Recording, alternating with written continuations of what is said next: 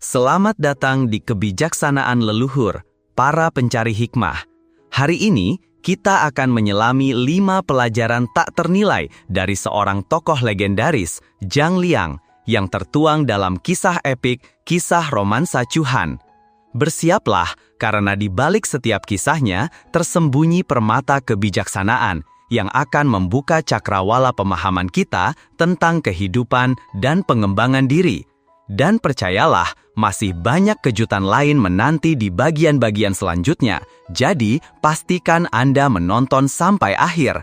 Hadirin sekalian yang budiman, Zhang Liang yang lahir sebelum tahun 250 SM dan meninggal pada tahun 180 SM dengan nama kehormatan Zifang adalah seorang pejabat pendiri yang termasyur dari dinasti Han. Bersama Han Xin dan Xiao He, beliau dijuluki sebagai 3 pahlawan Chuhan. Peran beliau sangat krusial dalam membantu Liu Bang menggulingkan dinasti Chuhan dan mengalahkan Xiang Yu dalam Perang Chuhan, serta mendirikan dinasti Han dalam sejarah Tiongkok. Beliau masuk dalam jajaran 10 ahli militer paling luar biasa dalam sejarah feodal Tiongkok, menduduki peringkat ketiga setelah Sun Wu dan Sun Bin, serta berada di atas ahli strategi brilian lainnya seperti Zhuge Liang dan Liu Bowen. Oleh karena itu, generasi mendatang sering memanggilnya strategis agung.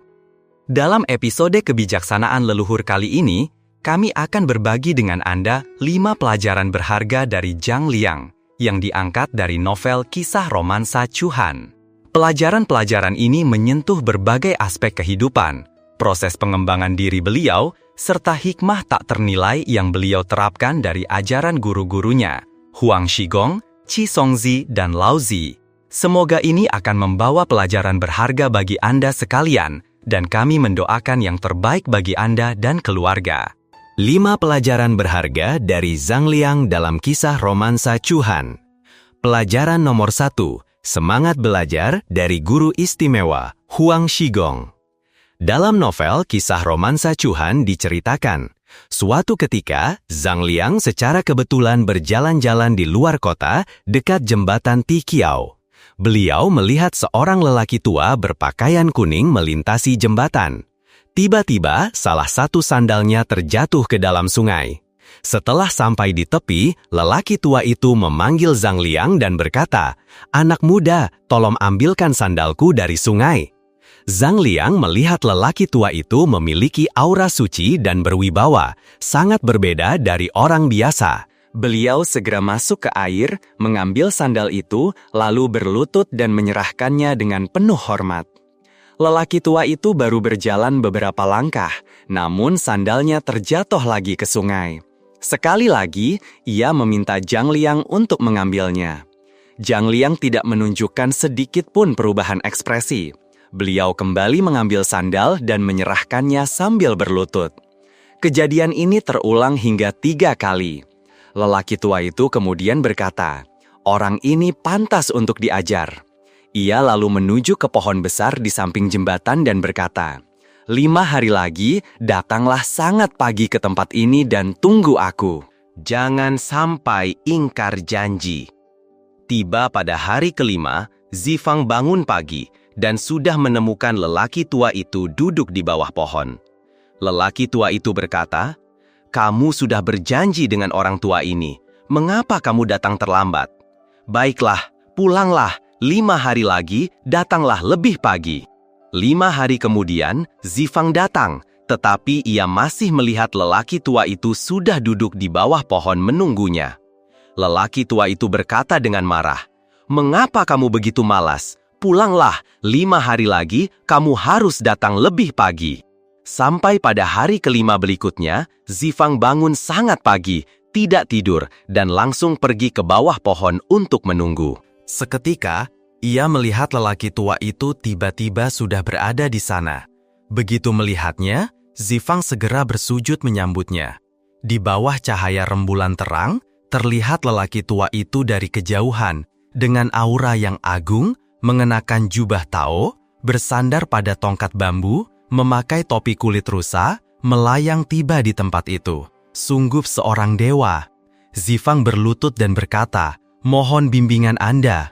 Lelaki tua itu berkata, kamu masih muda dan kuat, rajinlah belajar, kelak kamu akan mencapai kedudukan mulia, menjadi penasihat agung bagi seorang kaisar. Sungguh beruntung hari ini aku bertemu denganmu. Ini adalah pertemuan langka dalam 1000 tahun. Kemudian, ia menyerahkan 3 jilid buku rahasia berjudul Strategi Ilahi dan Perhitungan Ajaib kepada Zhang Liang, seraya berkata, Sun Wu dan Wu Qi, 2 ahli strategi militer terkenal di periode negara-negara berperang, tidak sebanding dengan ini. Capai keberhasilan lalu mundurlah, menjaga dirimu lebih penting. Peganglah ini, balas dendam untuk negara Han, tegakkan penguasa yang benar, dan namamu akan abadi setara dengan matahari dan bulan. Zifang bersujud di hadapan lelaki tua itu, memohon dengan sangat, mohon izinkan saya mengetahui nama Anda yang agung. Lelaki tua itu berkata, ingatlah ini, 13 tahun kemudian, di wilayah Jiaozhou, seorang raja dari timur kota Dagu akan menemukan sebongkah batu berwarna kuning. Itulah aku. Setelah berkata demikian, lelaki tua itu melayang pergi dan menghilang. Zifang menyimpan buku itu dengan cermat. Ketika sampai di rumah, ia membukanya dan melihat judulnya adalah Kitab Polos. Ia membaca dan mengingatnya dalam hati, dan seketika ia merasakan pencerahan, pemahaman yang luas, dan kecerdasan yang jauh berbeda dari sebelumnya. Diskusi. Lelaki tua Huang Shigong, dengan penampilan dan aura yang berwibawa layaknya seorang dewa, membuat Zifang sangat menghormatinya. Cara beliau merekrut dan mendidik murid juga sama misterius dan istimewanya. Pelajaran pertama yang diajarkan Huang Shigong kepada Zhang Liang, itu adalah pelajaran tentang ketekunan dan kebaikan hati.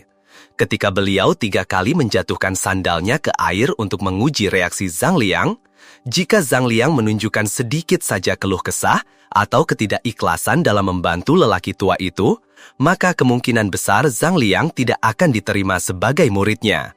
Ada pepatah yang mengatakan, ketika murid sudah siap, guru akan muncul. Ini juga merupakan ujian pemilihan murid yang sangat unik dari guru Huang Shigong. Pelajaran kedua yang guru Huang Shigong ajarkan kepada Zhang Liang adalah tentang adab, ketekunan, dan kehati-hatian. Beliau menguji Zhang Liang 3 kali, memintanya datang lebih awal dari waktu yang ditentukan. Siapa yang seperti Zhang Liang, janji esok hari, namun ia sendiri tak bisa tidur semalaman, sangat memperhatikan janji tersebut. Siapa pula yang seperti guru Huang Shigong, begitu Zhang Liang tiba, beliau pun langsung muncul. Sebagai seorang murid, sudah sepatutnya datang sebelum gurunya, bukan membiarkan sang guru menunggu. Inilah adab yang ingin guru Huang Shigong ajarkan kepada Zhang Liang. Seandainya orang biasa bertemu dengan guru yang sulit seperti Huang Shigong, mereka pasti akan mudah menyerah, dan tentu saja akan kehilangan kesempatan emas untuk mempelajari hal-hal berharga dari sang guru. Seperti perkataan guru Huang Shigong, sungguh beruntung aku berjumpa engkau hari ini, kesempatan langka yang hanya datang 1000 tahun sekali. Hati Zhang Liang yang haus akan ilmu inilah yang mendorongnya, menjadikannya berhasil melewati berbagai ujian untuk bertemu dan menerima rahasia dari sang guru. Dari sini, kita belajar tentang tekad dan ketekunan Zhang Liang untuk mendapatkan kitab surgawi. Tak hanya mewariskan 3 kitab strategi militer ilahi, guru Huang Shigong juga mengingatkan Zhang Liang tentang masa depan dengan berkata, setelah tugas selesai, mundurlah. Bahkan, menjaga Lian Lai pun tak lebih baik. Kelak, Zhang Liang benar-benar menerapkan ajaran gurunya ini, yang akan kami bahas lebih lanjut di bagian kelima nanti. Pelajaran kedua, menjadi sahabat yang dapat dipercayai bagi Xiangbo. Dalam novel Kisah Chuhan, karya Zhang Shanjusi Zhenwei, tertulis bahwa Xiangbo adalah keturunan dari Xiang Yan, seorang jenderal negara Chu di masa lampau. Zhang Liang sendiri memiliki persahabatan yang sangat erat dengan Xiangbo. Nasib pun mengatur, Zhang Liang menjadi ahli strategi bagi Liu Bang, sementara Xiangbo adalah paman sekaligus penasihat militer, bahkan pernah menjadi ahli strategi bagi Xiang Yu.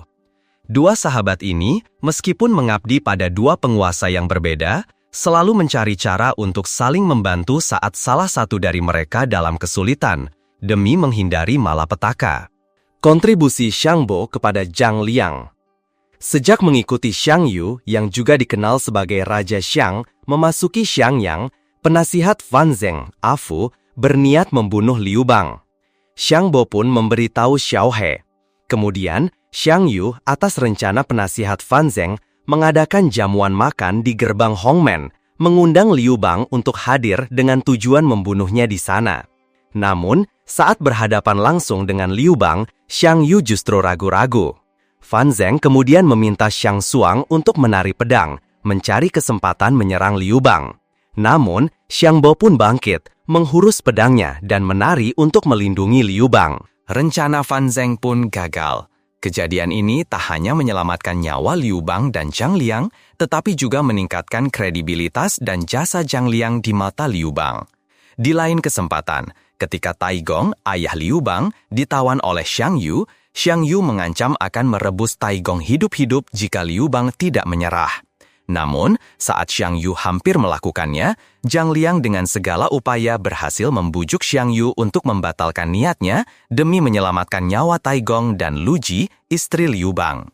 Bersama Zhang Liang, saat Xiang Yu mengalami kekalahan telak di Gunung Jiuli, Xiang Bo, demi melestarikan garis keturunan keluarganya, mencari perlindungan di perkemahan Zhang Liang di tengah kekacauan para prajurit yang melarikan diri. Kemudian, Zhang Liang merekomendasikannya kepada Liu Bang. Liu Bang pun menganugerahinya gelar bangsawan dan menjalin hubungan kekerabatan melalui pernikahan. Inilah ikatan persahabatan yang penuh makna dari dua sahabat karib, yang saling membantu di masa-masa kacau. Maka, perkenalan Xiangbo dengan Zhang Liang jelas merupakan keberuntungan besar bagi Xiangbo. Begitu pula Zhang Liang, sungguh beruntung memiliki sahabat setia seperti Xiangbo. Pelajaran ketiga, melihat masa depan, membakar jalan papan. Jalan papan adalah jalan yang dibangun dengan jembatan gantung atau susunan papan kayu di sisi tebing gunung batu, digunakan untuk melintasi daerah pegunungan yang sulit. Membangun konstruksi semacam ini sungguh tidak mudah. Seperti yang diceritakan oleh penasehat Li Sheng dalam novel Kisah Chuhan, dahulu kala wilayah Shu tidak memiliki jalan masuk. Suatu ketika, Raja Hui dari Qin ingin menaklukkan Shu. Ia mendengar bahwa Shu memiliki 5 pria perkasa yang semuanya memiliki kekuatan supernatural. Qin kemudian membuat 5 patung kerbau dari besi di wilayahnya, berpura-pura bahwa kerbau-kerbau besi itu setiap hari mengeluarkan 5 dou emas. Negara Shu yang mendengar kabar itu mengira itu benar, lalu mengutus ke-5 pria perkasa tersebut untuk menggali gunung dan membuka jalan menuju Qin demi mencuri kerbau-kerbau besi itu. Ke-5 pria perkasa itu berhasil membuka jalan gunung hingga ke Qin, namun tak disangka cerita tentang kerbau besi itu hanyalah tipuan belaka. Qin kemudian menggunakan jalan itu untuk menyerang Shu. Kembali ke Zhang Liang saat itu dalam perjalanan pulang ke Bashu bersama Liu Bang. Ketika melewati jalan papan, Zhang Liang segera berpamitan kepada Liu Bang untuk mengunjungi mantan tuanya, yaitu Raja Han. Liu Bang terkejut dan cemas akan kehilangan seorang talenta berharga. Mengetahui Liu Bang berniat menahannya, Zhang Liang pun menjelaskan, "Hamba berpamitan kepada Baginda untuk kembali ke Laut Timur. Meskipun alasannya adalah mengunjungi mantan tuan, sesungguhnya hamba akan melakukan 3 hal besar untuk Baginda. Pertama, membujuk Raja Hegemon untuk memindahkan ibu kota ke Pengcheng. Kedua, membujuk para bangsawan untuk memberontak melawan Chu dan mengikuti Han, serta membuat Raja Hegemon tidak lagi percaya kepada siapapun. Ketiga, mencari seorang panglima besar untuk membantu Baginda menguatkan Liu dan menaklukkan Chu." Ketiga tugas tersebut adalah pekerjaan besar yang membawa keuntungan bagi Raja Han, sehingga Liu Bang tidak bisa menolak. Ketika kedua belah pihak berada di ujung-ujung jalan papan, Sanda, Zhang Liang segera memerintahkan anak buahnya untuk membakar habis jalan papan tersebut. Tindakan ini tidak hanya mencegah Liu Bang berubah pikirannya, tetapi juga membawa 4 keuntungan besar yang tak terduga. 1. Membuat Raja Hegemon Chu Barat, Xiang Yu, percaya bahwa jalan papan itu telah terbakar habis, sehingga Raja Han, Liu Bang, tidak memiliki niat untuk kembali menyerang. Xiang Yu pun tidak akan khawatir lagi dengan wilayah barat ini. 2. Menjadikan 3 Qin, yaitu 3 penguasa bawahan Xiang Yu, merasa tenang dan bisa tidur nyenyak tanpa perlu persiapan pertahanan apapun. 3. Membuat mereka yang telah mengikuti Liu Bang ke sini merasa tenang untuk tetap tinggal di Hanzhong dan mengabdi kepadanya, tanpa ada lagi niat untuk kembali pulang. 4. Mencegah para penguasa bawahan lainnya untuk menyerang atau mengganggu pasukan Liu Bang. Sungguh menakjubkan, bukan? Zhang Liang, yang awalnya dianggap belum sepenuhnya menyelesaikan tugasnya sendiri, kemudian berhasil mengatur 3 hal besar ini untuk Liu Bang. Ini benar-benar membuat kita takjub dan kagum. Generasi setelahnya pun mengakui sebuah pelajaran mendalam tentang seni persuasi. Jika Anda ingin meyakinkan seseorang, Anda harus menyentuh hati mereka dengan menunjukkan manfaat yang akan mereka peroleh.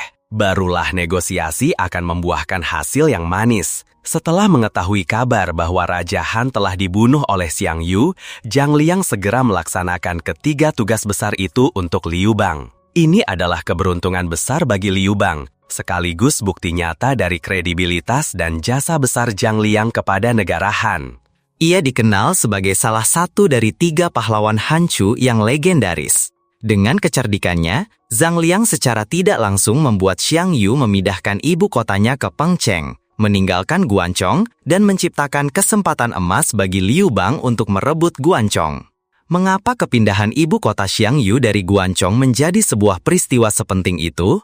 Mari kita dengarkan perkataan ahli strategi Han Seng. Ia mengatakan bahwa Guancong sejak dahulu kala adalah tanah ibu kota kekaisaran yang dikelilingi oleh pegunungan terjal dan memiliki 4 celah strategis yang sangat vital. Di sisi timur, ada Sungai Kuning dan Gerbang Hangu.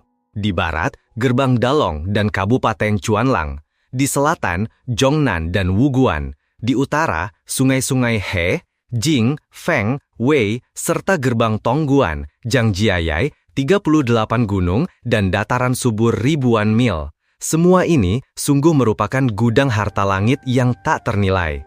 Menurut ahli strategi Liu Jing, tanah Guanzhong itu dikelilingi oleh sungai-sungai dan pegunungan sebagai benteng alami, dengan 4 gerbang kokoh yang menjaganya. Jika ada keadaan darurat, puluhan ribu pasukan dapat segera dikumpulkan. Dalam setiap pertempuran, jika Anda tidak bisa mencekik leher musuh dan menginjak punggungnya, Anda tidak akan pernah bisa meraih kemenangan mutlak. Jadi, secara geostrategis, tanah Guanzhong adalah anugerah alam yang luar biasa. Kaya akan sumber daya pangan untuk pasukan, mudah mengumpulkan kekuatan militer, mudah dipertahankan, dan mudah untuk menyerang musuh. Dengan 3 sisi yang dijaga ketat dan 1 sisi yang dikendalikan, para penguasa bawahan dapat ditekan. Jika Xiang Yu tetap mempertahankan ibu kotanya di wilayah ini, niscaya Liu Bang akan sangat sulit untuk menyerang. Inilah mengapa ini disebut sebagai salah satu dari 3 peristiwa terpenting bagi negara Han. Tidak berhenti sampai di situ. Zhang Liang di kemudian hari juga merupakan sosok yang menemukan bakat luar biasa Hansin dan meyakinkan Hansin untuk meninggalkan Chu demi bergabung dengan Han. Lebih dari itu, beliau jugalah yang menulis surat rekomendasi untuk menunjuk Hansin sebagai jenderal besar bagi Liu Bang. Betapa sulitnya Hansin bergabung dengan negara Han. Meskipun Xiao He telah merekomendasikannya 2 kali, Liu Bang selalu menolak. Hanya setelah melihat surat rekomendasi dari Zhang Liang, barulah Liu Bang setuju untuk mengangkat Hansin sebagai jenderal besar. Bayangkan, jika tidak ada Zhang Liang, betapa besar kehilangan seorang jenius militer yang tak tertandingi bagi Liu Bang. Dari semua uraian di atas, kita bisa melihat dengan jelas bahwa Zhang Liang pertama-tama melemahkan lawan, yaitu Raja Hegemon Chu Barat, hingga ia kehilangan keunggulan geografisnya.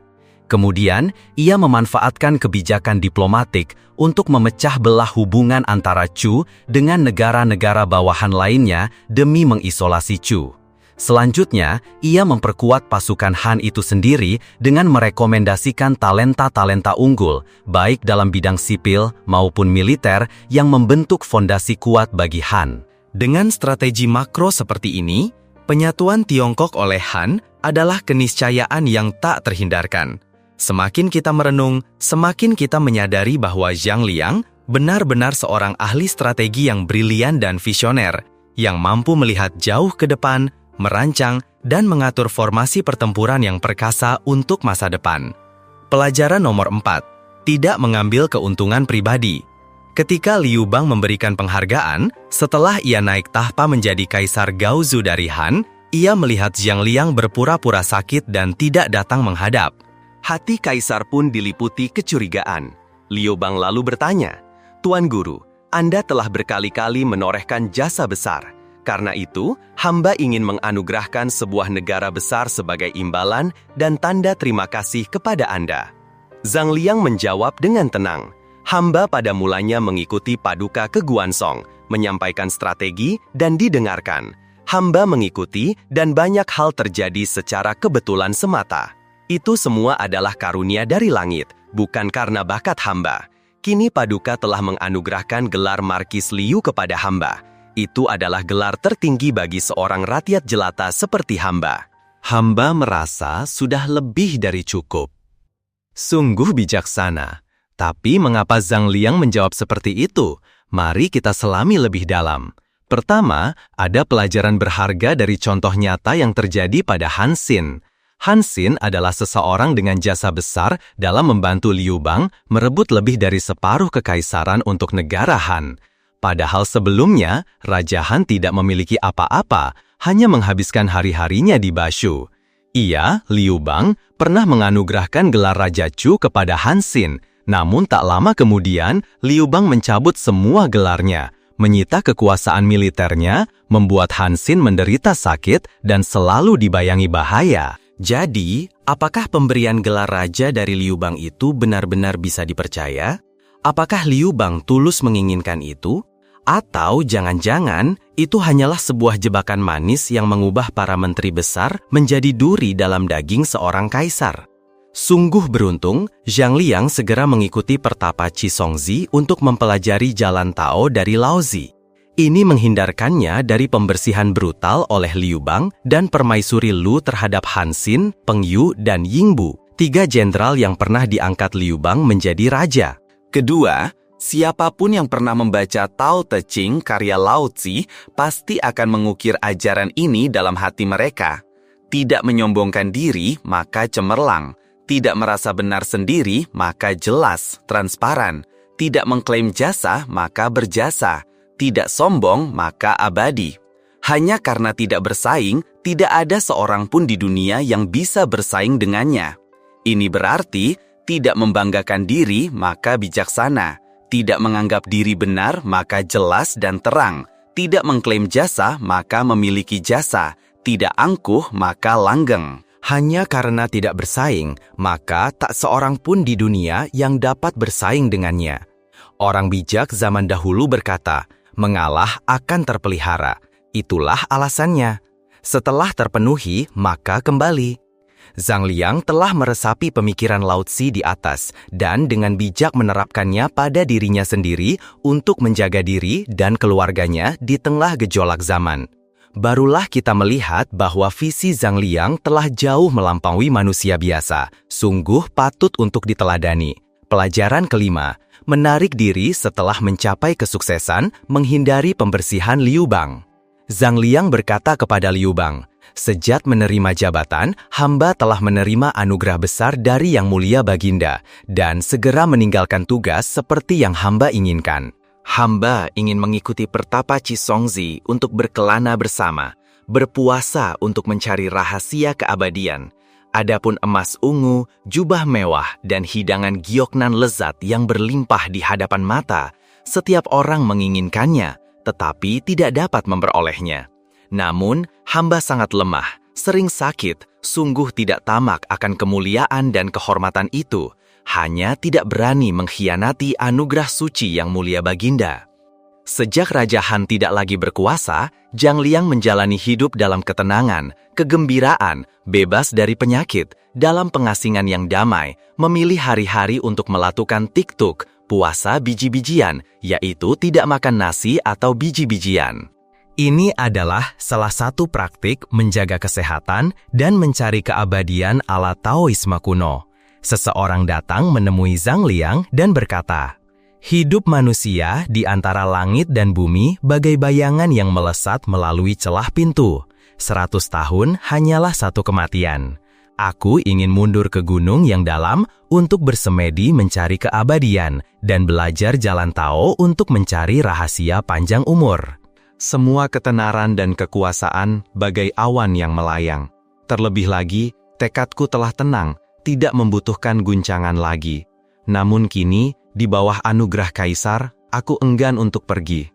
Sebenarnya, kali ini aku sangat tidak ingin mememerkan emas ungu, jubah mewah di balai megah, hidangan lezat, dan juga tidak tamak akan kemewahan duniawi. Lagi pula, tubuhku sering sakit, energi vitalitas semakin menurun setiap hari. Jika aku tidak segera mempercepat kultivasi, aku takut di kemudian hari, esensi spiritual akan habis, tubuh tidak lagi utuh, dan meskipun aku bersembunyi untuk berkultivasi, itu sudah terlambat. Zhang Liang juga mengajari putranya, Zhang Bichang, dengan berkata, "Mereka yang mendambakan kekayaan dan kehormatan di dunia ini, yang memiliki cita-cita untuk dihormati dan mulia sehingga bersukacita dalam kemuliaan, terbutakan oleh gemerlapnya puncak kekuasaan, satu panggilan dijawab 100 orang, segala keinginan terpenuhi di hadapan mata, musik mengalun di telinga. Mereka lalu berpikir bahwa ambisi seumur hidup telah mencapai puncaknya. Namun mereka tidak tahu bahwa di tengah kemuliaan seorang abdi negara, seluruh dunia iri. Di puncak tak pernah ada yang tanpa bahaya. Di tempat yang penuh tak pernah ada yang tak akan meluap. Dan karena kekuasaan yang besar, langit membenci segala yang berlebihan, sehingga para pemfitnah dan penipu menemukan kesempatan untuk mengorek dan mencela. Begitu murka langit turun, dan semua mulut bersatu menyerang, tidak ada rencana yang dapat menyelamatkan. Tidak ada tempat untuk bersembunyi. Tubuh akan terbunuh, istri dan anak-anak menjadi budak, dan kekayaan serta kemuliaan akan seketika menjadi tiada. Lebih baik menjadi seperti diriku hari ini, diam-diam memandang awan dan air, menertawakan gemuruh dunia, menggenggam alam semesta di tangan, dengan mentari dan rembulan sebagai milik pribadi. Bersama kesunyianku sendiri, segala kekhawatiran lenyap. Meskipun sepi, hati merasa bahagia. Meskipun harus bersembunyi di tempat terpencil, di luar aku merasa bebas, tidak terganggu oleh untung rugi duniawi, berkultivasi sesuai dengan kekosongan misterius Xuanfu, ajaran Lao Tzu. Ketika tenang, merenungkan penguasa segala sesuatu sudah cukup untuk menjaga diri. Melihat diriku sendiri, aku bersukacita dalam takdir umurku. Membuat kalian semua dapat hidup tenang dalam pekerjaan biasa, selamanya menjadi abdi negara yang setia, bukankah itu lebih baik daripada mempertahankan kekayaan yang bagai bunga yang cepat layu? Jadi, apa sebenarnya alasan Zhang Liang menarik diri dari panggung politik dinasti Han? Mari kita telaah bersama. Pertama, Han Xin, jenderal besar yang ia rekomendasikan sendiri untuk dinasti Han, telah dicopot gelarnya sebagai raja dan kekuasaan militernya direbut. Ini adalah pukulan telak bagi Zhang Liang melihat nasib orang kepercayaannya. Kedua, Raja Xin dari Han. Raja ini yang Zhang Liang rekomendasikan kepada Liu Bang untuk menjadi Raja Han juga telah memberontak melawan Liu Bang. Betapa ironisnya, orang-orang yang ia tunjuk justru berbalik arah menambah beban di pundaknya. Ketiga, ajaran dari gurunya, Huang Shigong, masih terngiang-ngiang. Setelah mencapai sukses, mundurlah. Jangan sampai seperti Lian Lai. Ini adalah pengingat dari Huang Shigong bahwa ketika kejayaan dan pencapaian telah diraih, seseorang harus tahu kapan harus menjauh dari urusan politik untuk menghindari bencana.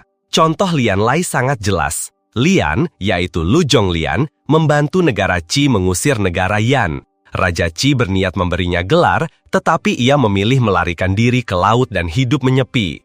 Lalu ada Fan Li, yang membantu Raja Yue, Goujian, menghancurkan negara Wu. Setelah berhasil, ia juga mengundurkan diri dan hidup tersembunyi di danau Wuhu. Fan Li tahu betul bahwa Raja Yue Goujian adalah seseorang yang bisa diajak berbagi penderitaan, tetapi tidak bisa diajak berbagi kemakmuran. Pelajaran ini sungguh mendalam, bukan? Keempat, Qi Songzi, seorang pertapa abadi yang berlatih di Gunung Qisong, adalah tokoh terkenal dalam Taoisme. Atau dengan kata lain, Qi Songzi adalah murid dari Laozi, pendiri Taoisme. Dalam Dao De Jing, Laozi pernah berkata, "Mengisi hingga penuh tak sebaik berhenti tepat waktu. Mengasah hingga tajam tak bisa dipertahankan selamanya." Emas dan permata memenuhi rumah. Siapa yang bisa menjaganya selamanya? Kaya dan berkuasa, lalu menjadi sombong. Itu hanya akan mendatangkan malapetaka. Setelah tugas selesai, mundurlah. Itulah jalan langit. Artinya, berpegang pada kepenuhan tak sebaik berhenti pada waktunya.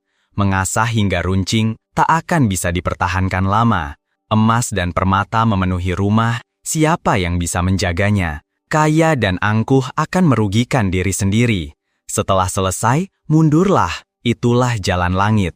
Melakukan sesuatu dengan paksaan hanya akan merugikan.